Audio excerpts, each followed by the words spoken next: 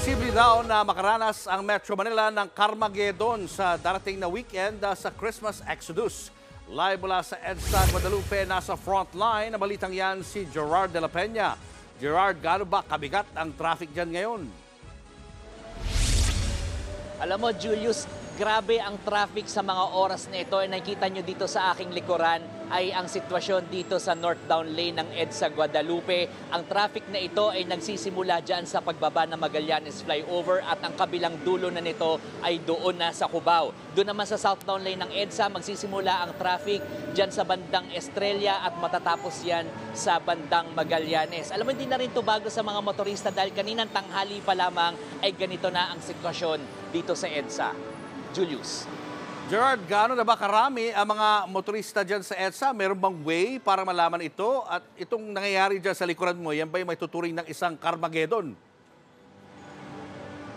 Julius, pagka sinabing Carmageddon kasi, dapat umabot ang volume dito sa EDSA ng 480,000 na mga sasakyan sa isang araw. At kapag umabot dito, ay dapat parang parang parking lot na ang buong EDSA at yung mga kalapit na kalsada dito. Pero sabi ng MMDA, yung sa huling bilang nila ay nasa 464,000 na ang bilang ng mga sasakyan dito sa EDSA kada araw. Hindi pa man yan 480,000 pero malayong malayo yan doon sa 280,000 na kapasidad nitong EDSA. Kaya ang payo ng mga otoridad sa publiko ay planuhing maigi yung kanilang mga biyahe lalo ngayong weekend dahil inaasahang marami magsisipag-uwian sa mga probinsya, kaya dapat ay sumakay na lamang yung iba sa mga pampublikong transportasyon para makabawas sa volume dito sa EDSA.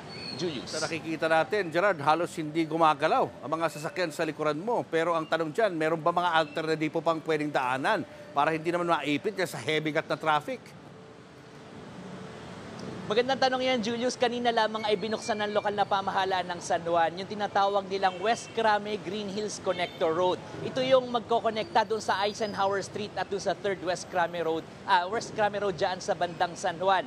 Dahil sa kalyeng ito, yung mga manggagaling ng Boni Serrano papunta sa Green Hills ay hindi na kailangan makipagsiksikan pa sa EDSA dahil pwede na nilang gamitin itong shortcut na ito. Itong connector road na ito ay gagawin din daw mabuhay lane, so ito ay magiging alternative route para dun sa mga sasakyan at para mabawasan naman ang bilang ng mga sasakyan dito sa EDSA.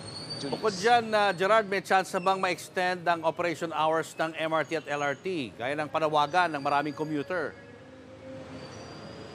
Alam mo, Julius, gustuhin man daw ng Department of Transportation na isagad ito sa 12 midnight yung operations itong MRT at LRT, makakasagasa naman daw ito doon sa maintenance hours ng mga bagon at mga riles. Sa ngayon, ang last trip doon sa North Avenue ay 10:30 at doon naman sa Taft Avenue ay 11 o'clock. Hanggang dito na lang daw muna talaga yung extension na may bibigay nila, Julius. Ako, may datos ba kung gaano karami ang dadagsa ngayon sa mga terminal, lalo't uwian na sa mga probinsya dahil doon magpapasko?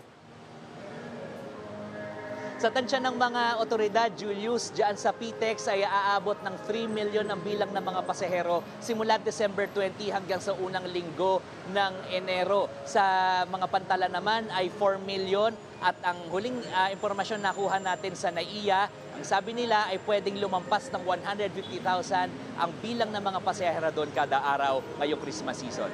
Julius. Ako, good luck na lang sa ating lahat. Maraming salamat, Gerard de la Peña. Mga kapatid, Julius Babaw po. Iba na ang may alam at may pakialam sa panahon ngayon. Para sa frontline ng mga balita, mag-follow at mag-subscribe sa social media pages ng News 5.